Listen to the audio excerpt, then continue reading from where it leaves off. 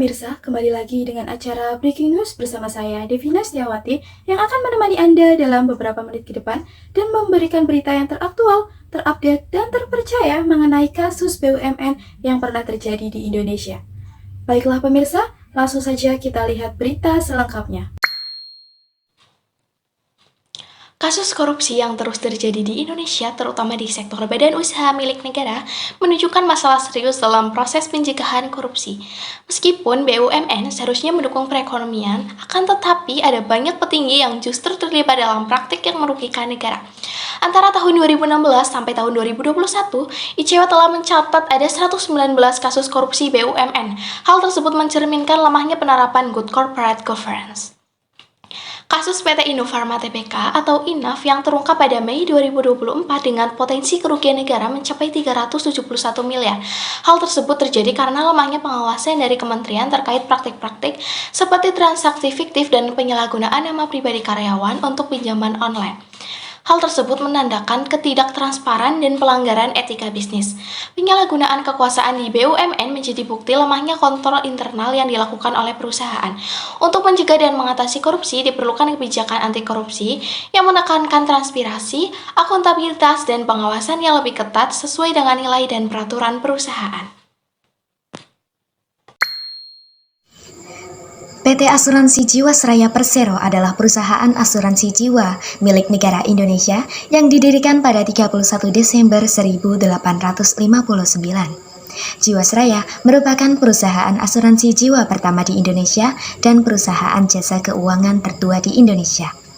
PT Asuransi Jiwasraya Persero telah melakukan beberapa pelanggaran etika bisnis, di antaranya menjanjikan bunga yang tidak realistis pada produk JS Saving Plan, tidak memberikan edukasi yang benar kepada calon nasabah, melakukan manipulasi laporan keuangan, mensponsori klub bola Manchester City di tengah kesulitan membayarkan klaim asuransi, dan melakukan investasi pada saham-saham berkualitas rendah.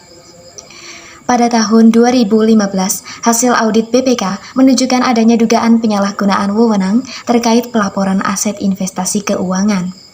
Usai pengusutan pihak berwajib, terungkap bahwa Jiwasraya terlilit kasus mega korupsi yang menyangkut Beni Cokro Saputro atau Bencok. Pada 2021, Bencok divonis penjara seumur hidup karena terbukti melakukan salah pengelolaan dana investasi dari produk JS Saving Plan dengan kerugian negara mencapai 16 triliun rupiah. Pelanggaran etika bisnis yang dilakukan PT Asuransi Jiwasraya juga melanggar prinsip Good Corporate Governance atau GCG, yaitu akuntabilitas, transparansi, dan responsibilitas. Pada tahun 2018, PT Garuda Indonesia mencatatkan laba bersih sebesar 809,8 ribu dolar Amerika Serikat, setelah sebelumnya mencatatkan kerugian yang cukup besar pada tahun 2017. Namun, laba yang dihasilkan tersebut ternyata didasarkan pada pendapatan lain-lain yang berasal dari kerjasama dengan PT Mahata terkait pemasangan layanan konektivitas dan hiburan di dalam pesawat. Pendapatan tersebut diakui dalam laporan keuangan tanpa adanya dasar yang kuat, sehingga menciptakan kesan yang salah bagi para pemegang saham. Dalam pandangan etika bisnis, tindakan PT Garuda Indonesia dinilai melanggar prinsip-prinsip good corporate governance seperti transparansi dan juga akuntabilitas. Kecurangan ini menciptakan lingkungan bisnis yang tidak sehat, mengurangi kepercayaan masyarakat, pemerintah, dan para investor terhadap perusahaan penerbangan plat merah tersebut. Selain melanggar etika bisnis, kecurangan ini juga dinilai bertentangan dengan etika profesi akuntan.